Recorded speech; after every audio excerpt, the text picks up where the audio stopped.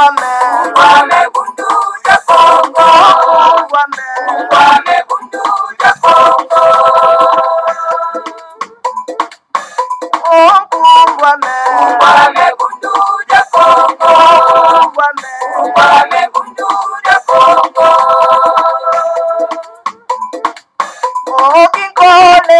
Kole kukongo ya mwenika. Ilaya tela mane mumbandwe.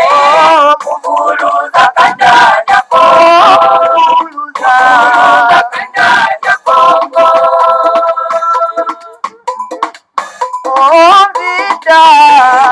Kongo ya mweniso.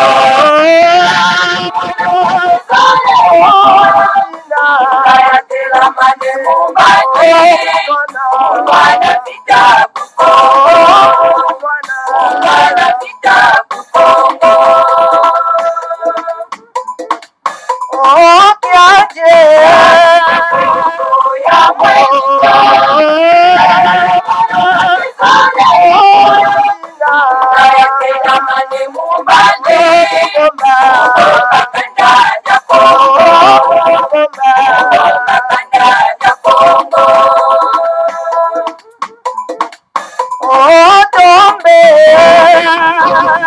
Ya mweniso.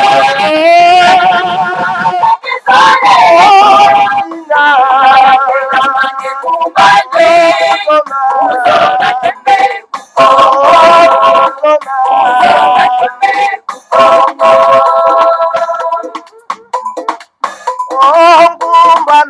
Ungwame bundu ya Kongo.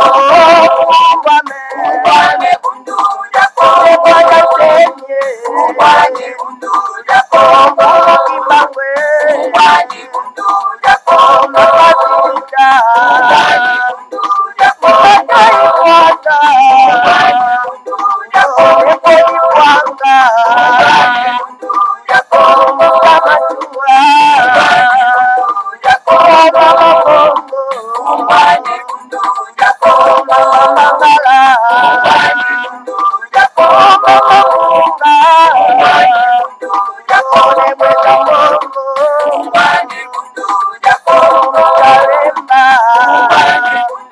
Kongo. Ungwame bundu ya Kongo. Ungwame bundu ya Kongo. Ungwame bundu ya Kongo.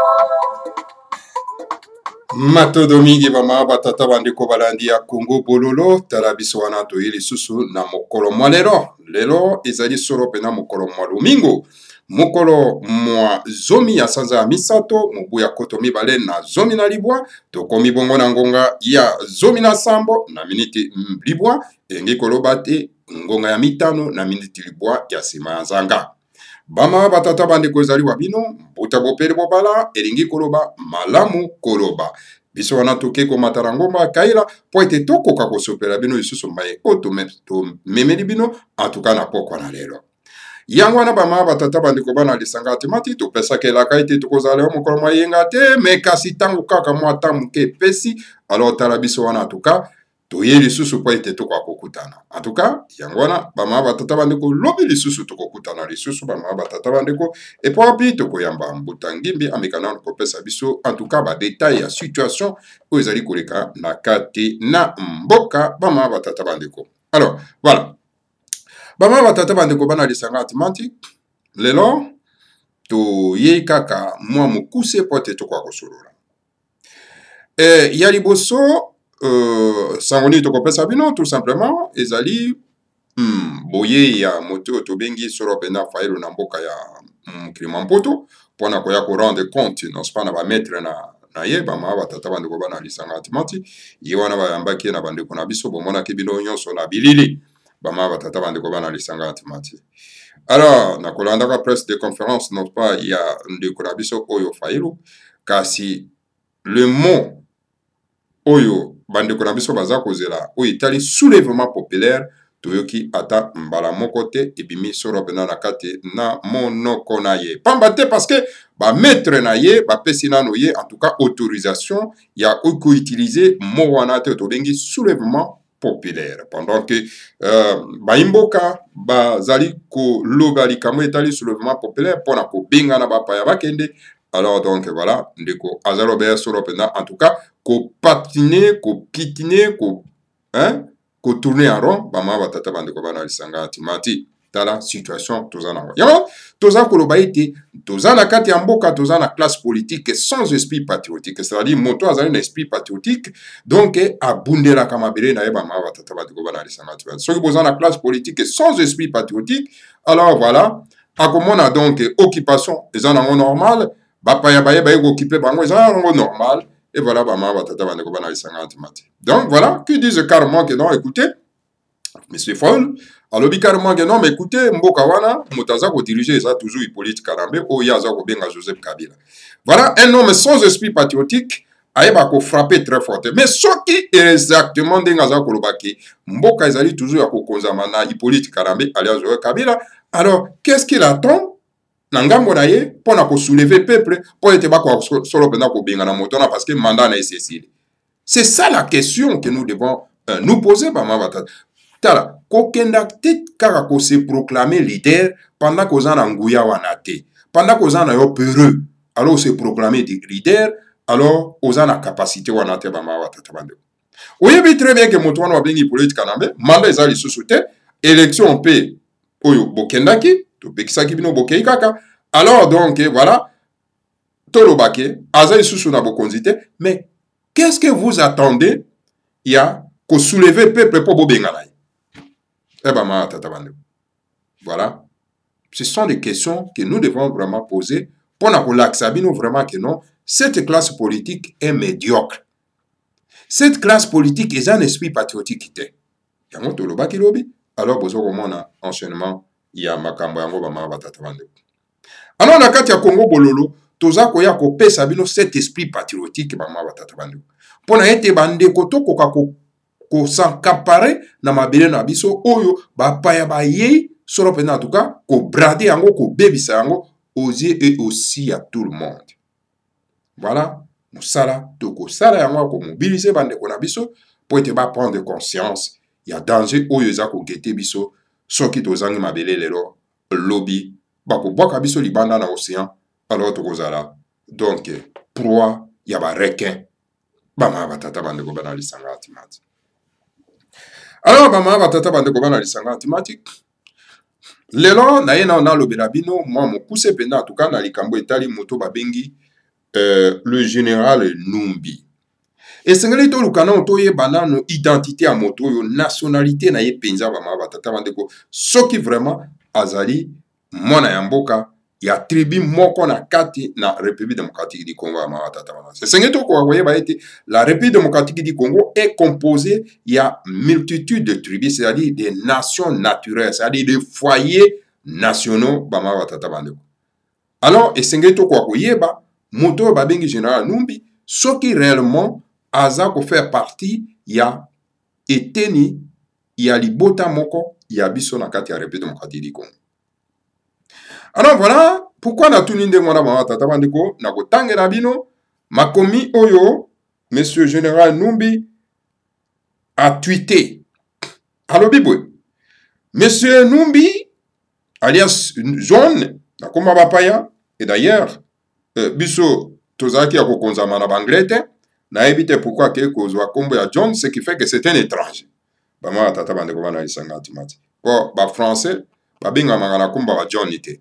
Il faut zala kaka bato bazali banglais, donc peut-être azana e zambien ou à cause anae sud-africain ou à cause anae donc tanzanien. Voilà ce qu'il dit cet homme-là. Alobi balobi, les accords tels que signés par le responsable de la plateforme Catch et les partenaires du FCC sont à respecter strictement. Si les gens des Catch dérapent, nous allons tous déraper jusqu'à rendre le pays ingouvernable, qu'on se le tienne pour dit. Alors voilà, voilà monsieur Numbi alias John. Mutaza Koloba, Mutasali a tweeté. Monsieur Numbi alias John, alobi bakoro oyo, bango basinyaki na cash, c'est-à-dire que, hein, coalition, il y a IDPS na nani moto babengi soro penda kamera et sengeli cash, hein, coalition, il y a kamera na IDPS na bango na FCC, donc groupe ya ba bandi. Alors donc, alobi esengeli bakoka ko respecter yango strictement. Esengeli ba tosa yango, ba koro wana esengeli ba tosa yango. Pambate oyokaki dernièrement monsieur Tshilombo alias Félix akendaki na Namibie alobaki yango ke baza na ba corps secret na Hippolyte Kanambe, donc ba corps secret na catch na FCC, baza na ba corps secret. Alors mboka ya biso nyonso bokenda kosala ba corps secret. Est-ce que ça domaine privé ya bato songolo pakala ou bien ndengeli ba tata bande Bangala, est-ce que vous avez mais il est temps de se retirer la kati ya lisanga wana Bangala, est-ce que ba Congo bozo koyoka eloko et il est temps de se retirer la kati ya lisanga wana oyo komi ya kosala likopa ko signer ba accord secret sans que le reste ya mabota ba yeba makamu nini bo signer kuna. Est-ce que vous signez pour bo mamboka? Est-ce que vous signez pour détruire le peuple? Est-ce que vous signez kuna pour être bon melisa biso nyonso ba poison to kufa to ndenge nini et senge tozo koluka pe ya koluka ko yeba te alors to fay na biso to kangi mabota. Alors monsieur Numbi alias John alobi ke senge ba kor wana ba signaki ba koka ko respecter yango strictement. Soki ba respecter yango te, alors monsieur Numbi alias John alobi abako rendre mboka wana ingouvernable. Et d'ailleurs, vous gouvernez Kanabino. Le pays est ingouvernable depuis Hippolyte Kanambe a joué Bokonzi, mon payawana zana Bokonzi. Oyo, monsieur Numbi alias John Azako se prostitué. Maman tata bande. Alors, ce qui, monsieur Numbi alias John, c'est un Katangais. Ngai personnellement, na gosenga na biso na bande ko na biso bangala, to pousser ba Katangais ba se retirer dans la République démocratique du Congo, bah ça la République est la Bango. D'ailleurs, on n'a pas besoin d'eux. Hein? Chaque province n'a qu'à tiambo canabiso et zana kita. On n'a pas besoin d'eux. Bango va trouver légitimer biso Hippolyte Kanambe na katiambo. Pendant 20 ans, Oyo, Hippolyte Kanambe a régné na katiambo canabiso. L'icolo na Bango. Bakalo na moto alias Caleb. Ils ont tué les gens. On nous a commetté Hippolyte Kanambe na katiambo canabiso. Banumbi oyo, babomi babotete, babomi babshebea, bango wanakaka. Alors nous disons que esengeli bandeko oyo tobengi bakatangi, basala bango république. On n'a pas besoin de. Hein? Basala bango république et pas wape en tout cas bazwa ba coalition ba tuti ba kena kokonza bango. Et je ne pense pas que ceux qui basali république na bango ba kondima ete ba payawana ba konza bango. Vous voyez? Bazo kondi bango lelo parce que biso se tous na kati ya lisanga wana et que même si les autres tribus, les autres nations naturelles baza ko souffrir, peu importe, bango baza ko gagner. Alors voilà, alobi ka ko rendre pays wana ingouvernable bama batata bande. Wana ezali déclaration ya monsieur Numbi alias John. A bon entendeur, sali na kanisi boyokia. Voilà, lorsque vous avez dans un pays une classe politique sans esprit patriotique, et voilà, le résultat nango, deuxième situation, toko lobalelo, likambo etali ba avion présidentiel. Maintenant, mingi yaya Lando. Dans la Suisse. Tout le monde dernièrement, Hippolyte Kanambe a créé une académie. Académie, na avion présidentiel. Et pourtant, entre guillemets, balobi ki aza isusu présidente, moto mosusu moto aza kokonza. Pendant que moto oyo mosusu aza kokonza, azotamboka na avion privé. Mais elingi koloba ni quelle humiliation. Monsieur Chilombo, quelle humiliation. Il y a se promener donc dans avion présidentiel pendant que olobi ke yo za na moto ozui bokonzi ozotamboka na avion privé. Mais comment ça fait-il que avion présidentiel moto alongo na bokonzi atambola kanango yo ozotambola donc na ba jet privé? Vous ne voyez pas c'est une humiliation? Hein?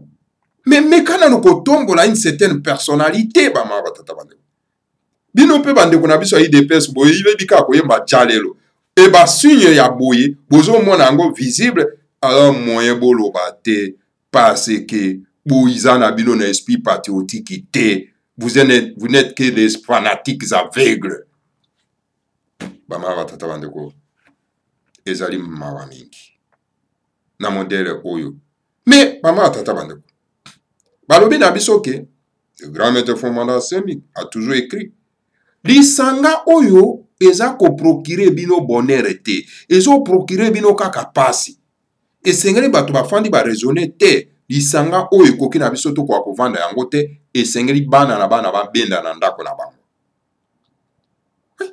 C'est clair. Beaucoup ko se mette na lisanga moko te oyo eza ko procurer bino kaka ba souffrance liwa misère et puis bino kaka bokanga na yango. Mais finalement boyaki kaka pona ko souffrir. Non, dans ces cas-là, esengeli moko na moko chaque province ebanda ko raisonner te. Il faut qu'on se retire. Il faut qu'on se retire. Na lisanga ya ndenge wana. Voilà, bama batata bandeko bana lisanga antimati. Alors bama batata bandeko wana na yaki ko alerter bino kaka déclaration ya Numbi. Nde na yeko pesa bino yango. Bozwa bo prendre conscience na yango. Boyeba maye oyo mazali boso na biso bama batata bandeko. Ezali maye oyo eza matata. Pour terminer, pona kosukisa na obaki na koya lelo ka mokuse nouvelle en bref pona kopesa bino nouvelle wana ya déclaration ya Numbi alias John. Alors pona kosukisa bama batata bandeko na kopesa nano bino déclaration ya Monsieur Kaboud Wakabund. Voilà ce qu'il dit. Pona kosukisa dossier oyo. Après, tu as un deuxième dossier. Alors, M. Kabound alobi, jamais l'IDPS ne fera route ensemble avec Kamere qui avait soutenu Hippolyte Kanambe alias Kabila dans sa stratégie de dévoyer l'accord de la Saint-Sylvestre. Voilà la déclaration Oyo. Kabound wa Kabound asalaki. Mais lelo tomonini. Kamere, donc, directeur du bureau politique, il y a monsieur Chilombo alias Félix. Alors, on m'a dit que personnalité était en bandeko. Lobi balobaki boye, lelo, et comme makamonsus. Et d'ailleurs, même ceux qui sont des membres de l'IDPS, ils chantaient hier, Zongi Sayena Burundi, Kamere. Alors, lelo oyo, il n'est plus burundais, il est devenu nationalité. C'est triste. Les gens qui ne respectent pas leur langage, les gens qui ne respectent pas les accords, les gens qui ne respectent pas les engagements. Zabato oyo, bakweko tambola, na lisangate bama batatamaneko. Voilà. Alors, poto que dans la deuxième sujet na biso, to sambela nano bama batatamaneko. To sambela. Po balobi na biso, lukoyemba, ezali kolo, ingi koloba, ko sambela, mbala misato bama batatamaneko. Alors, to sambela.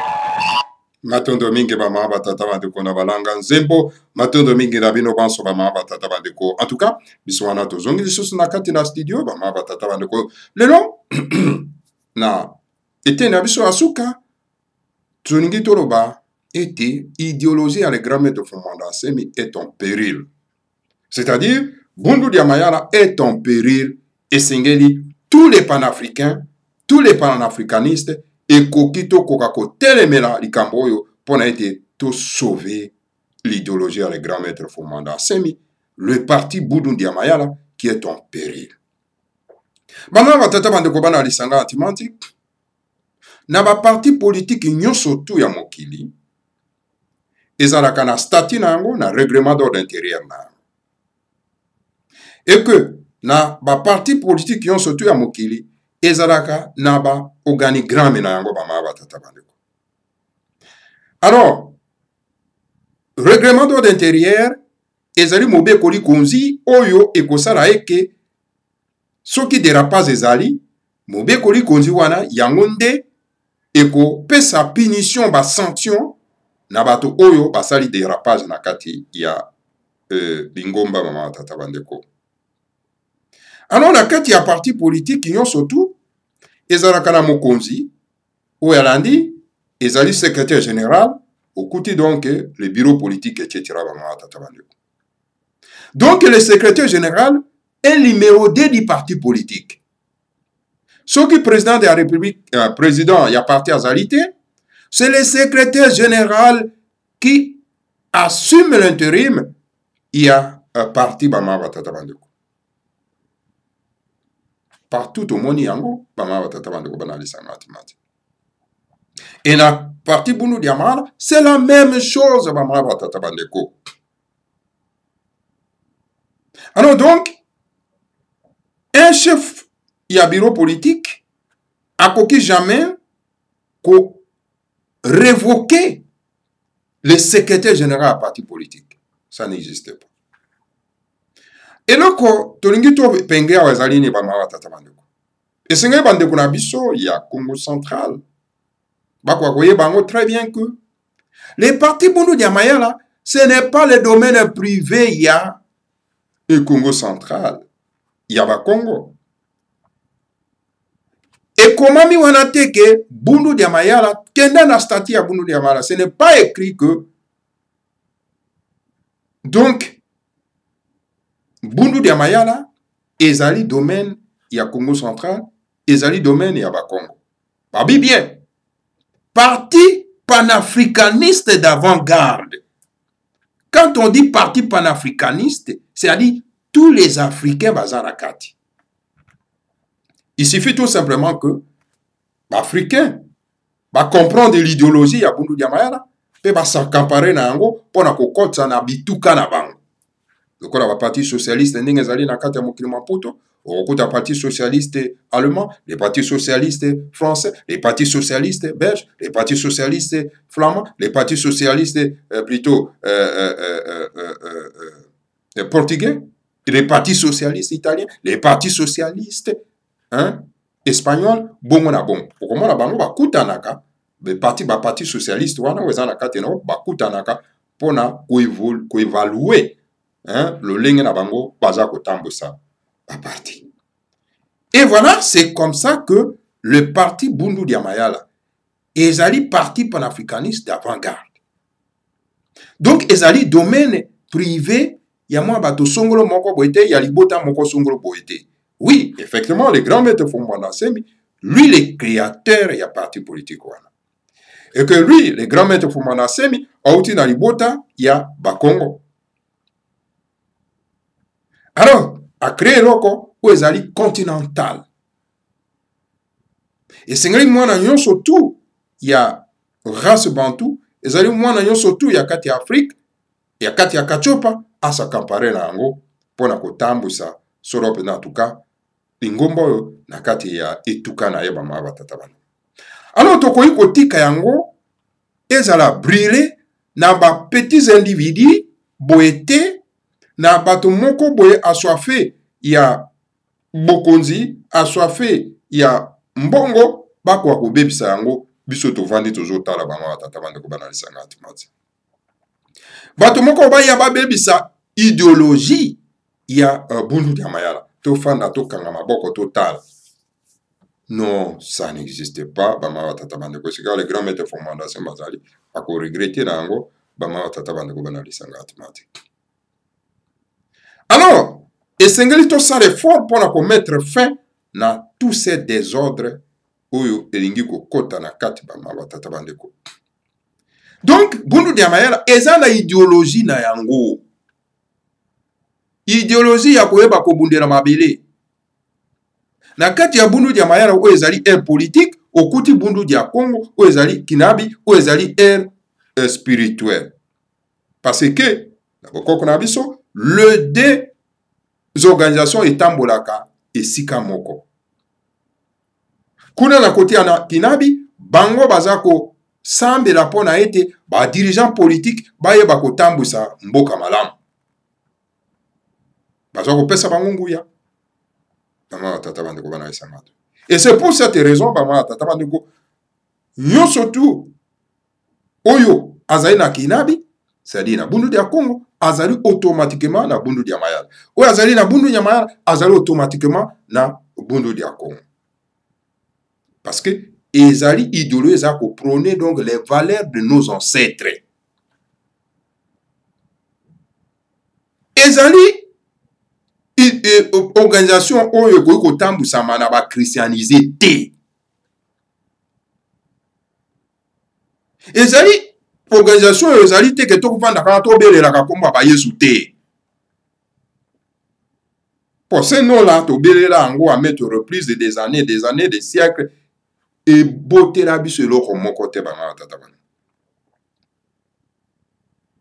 Esengeli bandeko na biso oyo bazana kati na bondo na mayala butu na kinabi. Esengeli bakoka koyeba idéologie ya des organisations bana tata bana. Esengeli kotelema ko défendre yango bana tata bana. Esengeli kotika yango te ekana en péril.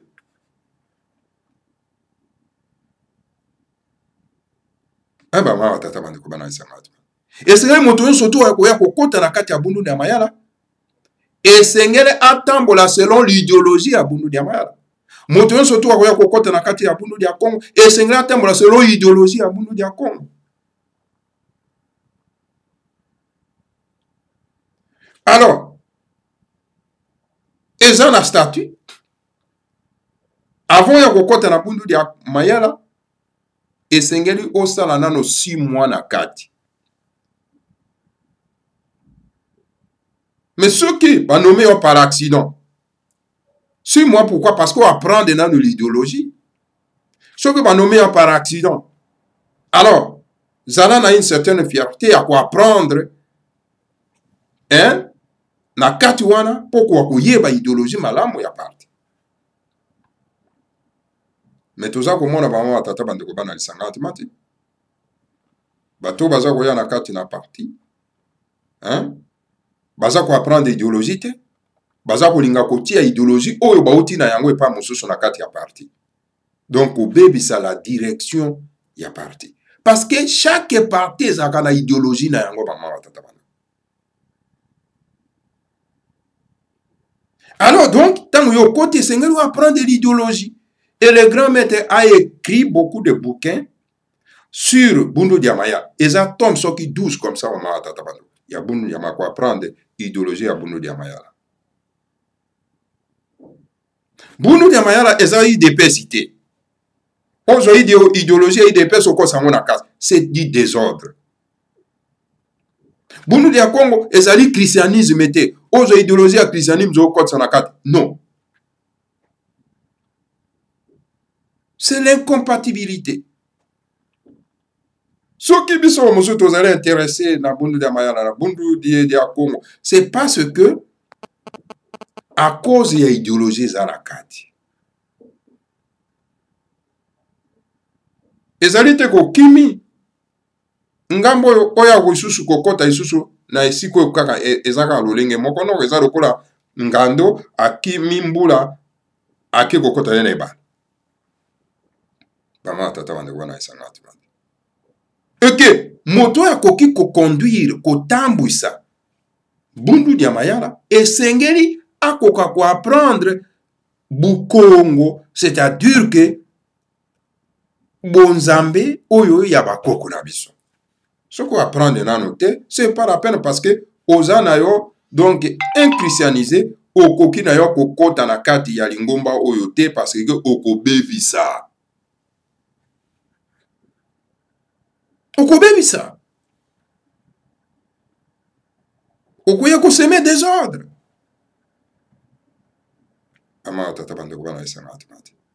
Alors, c'est pour cette raison, maman, tata bandeko, tokulukana oko benga nano ba kambi ya bunudi ya mayana, ba kambi ya bunudi ya Congo, ko mekana no kozwa bango na kati na mbunduka na Congo bololo, poto melisa bango pe Congo bololo ama tata bandeko bana lisanga atimati. Senge pe to melisa bango Congo bololo.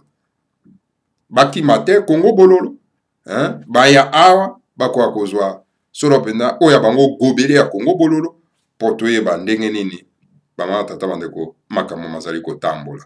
Wana ezali annonce to pesibino pamba te lobi tokoyamba moko ya bundu ya kinabi pe bundu dia mayana tokoyamba elobi mbuta ngimbi tokoya koyeba totuna mwa mituna poto mona éclaircissement na kati bama tata bandeko bana lisanga atimati. Voilà moi muke moi goût avant goût on a koyi kopesa bino yangwana. Alors lobinde tokoya kozwa ba éclaircissement bama tata bandeko bana lisanga atimati. Voilà mama tata bandeko na mokuse o na koyi komemela bino soro pena tuka na pokwa na lelo. Matono mingi na bino banso. Que le Seigneur à Congo vous bénisse tous et bénisse Fumo Mwanda Semi et bénisse la République fédérale du Congo. Ingeta Ibobo Ibobo.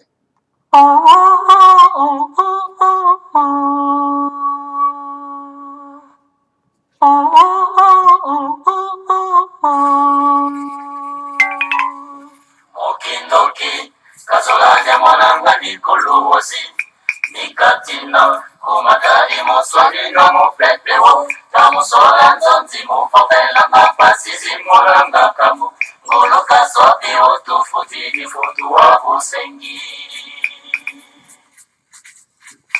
Okindoki kasolanya mwananga nikoluosi nikatina kumakali moswani na moflepewo kamusola nzonzi mufopela mapasizi molanga kamu ngoloka sopi otufutini futu wa busengi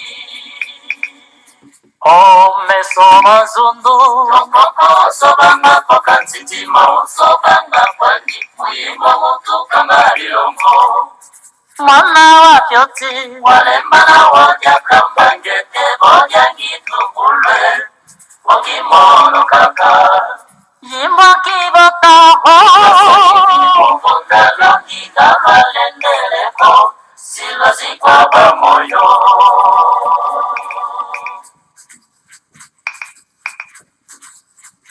Mumafongo mauye tradisinyalo ya lola tatu Pavovela nitunza moja zane mwana zemi Kabakanga makela fonzo kandi ifila mamumleso Mama soda yo fole nombangi mama tata Mumafongo mauye tradisinyalo ya lola tatu Pavovela nitunza moja zane mwana zemi Kabakanga makela fonzo kandi ifila mamumleso Mama soda yo fole nombangi mama tata Kwa mahembo kipenzi Lokoko sobanga koka ntitima Sobanga kwani Muyimbo mutu kangari longo Mwana fyoti he Walembana wodya kambangete Bodya ngitu ulwe Wakimono kaka Yimbo kibota Kama lendeleko Silo zikwa bamoyo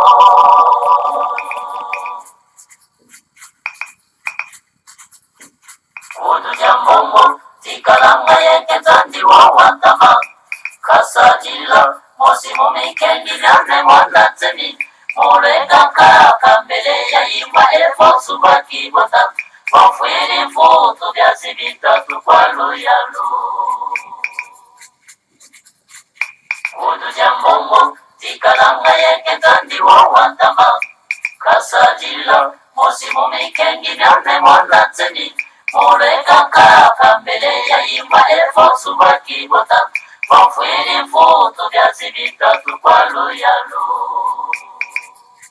Kwange makutunza u Nopoko sobanga koka nsitima Sobanga kwandi Muimbo mutu kangari longo Mwana wa fyoti Walemana wanyaka Wangete bodyangi tukulwe Wakimono kaka Yimwa kibota he Kasayeti mokota longi Kamalembele Silva sikwa bamoyo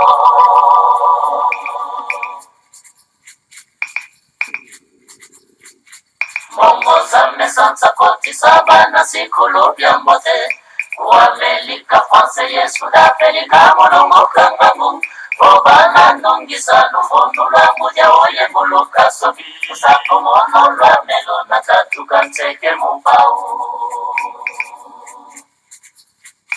Mongo zame sansa koti sabana sikulu biambote Kuamelika France yesu da pelika monongo kangamu Obana nongi sanu fonu la muja oye muluka sobi Sapo mono la melo na tatu kanteke mupau Swama kila hukumu nekese Kewa Swama kila hukusolele Kewa